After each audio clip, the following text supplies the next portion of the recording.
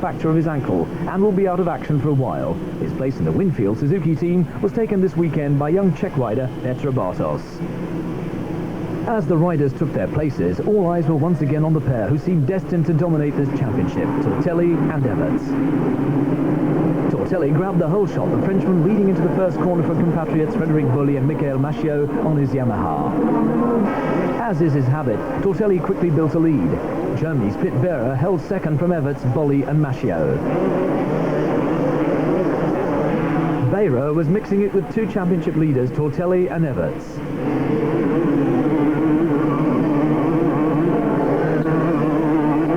Lap 2, and while Tortelli still led from Pit Beira and Stefan Everts, Frédéric Bolley crashed. The Frenchman lost his fourth place to Michael Machiot, but was soon back in the saddle chasing the Yamaha. Michael Machiot is having an encouraging first season in 250s. The Frenchman's regular point scoring currently has him in 8th place in the championship. Here he led 6th place Leon Gisbers, number 16, Jaime Skevevels, number 15, Marnik Beverts, number 2, Czech rider Kadlček, number 54, and Joachim Carlsen, number 5. Paul Cooper, number 21, was 11th, ahead of countryman Mark Eastwood, number 14. Tortelli, number 4, still led, chased by Pit Beira, number 3, on his Honda. 16 minutes into the race, the German crashed right behind Tortelli. As the Frenchman escaped, Beira lost his second position. Stefan Everts, number 1, was the man to benefit, but he was 7 seconds behind the leader. Beira joined in 3rd place. The reigning champion shook off Beira and attacked hard, chasing leader Tortelli.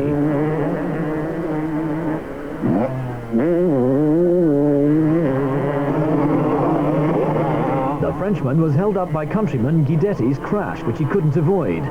Tortelli went down too, but fortunately he was able to restart immediately. He had prevented the engine from stalling. He still led, though Everts, number 1, was now closer. With 10 minutes still to race, Everts began to exert maximum pressure on the Kawasaki rider ahead of him. The Czech track really only allows one racing line, making overtaking very difficult, and Everts would have to be content with 2nd place. The Belgian just couldn't risk an overtaking attempt in the mud, for fear of losing everything should he crash.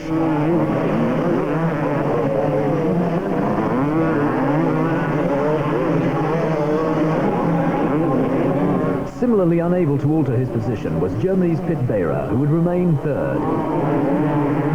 None of the top 3 positions were to change before the flag.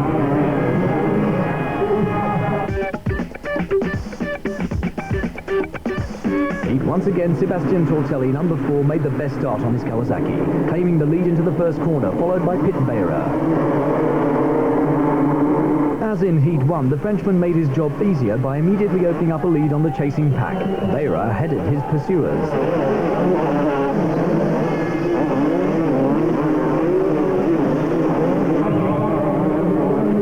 Leon Gisbers, number 16, was 3rd after the first few corners, but not for long, as Stefan Everts, number 1, seized his place. Tortelli was pushing hard now, distancing himself from Beira and Everts. The trio was setting a furious pace, which few could keep up with. Out front, Tortelli was settling into a comfortable rhythm, safely ahead of the chasing pair of Hondas. Beira and Everts were locked into a merciless battle for supremacy, which would last for 15 laps. The world champion never quite managed to pass the young German. Beira seemed right back on top form after a disappointing start to the season. Despite his best efforts, it looked as if the Belgian would have to settle for 3rd place. Has paid special attention to his physical fitness to allow him to maintain intense pace necessary to challenge the 2 men who would lead the championship on a regular basis. In the Czech Republic, it seemed as if all the hard work was beginning to pay off at last. Despite having a full-worked Honda, like Everts, Beira has yet to win a single Grand Prix this season.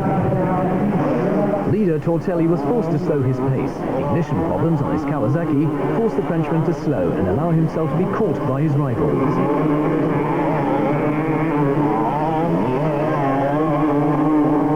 By lap 15, he was still in the lead.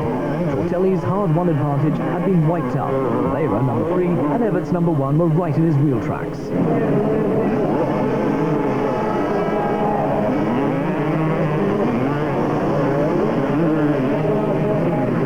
As he came to the line for the 15th time, Tortelli yielded to the inevitable as Beira sped into the lead, Everts following him past. On a machine robbed of full power, all Tortelli could hope to do was limit the damage and try to hang on to the points for third place. Now, clearly, it would be a Honda victory, but which one would win? Beira, number 3, underlined his return to form in the closing stages, fighting off the continued attacks of rival Everts to the flag, claiming the heat win and with it his first Grand Prix of 1998. This was a milestone performance by the German. For the first time all season, he broke the Everts-Tortelli dominance, which had seen the two men win every one of the events so far.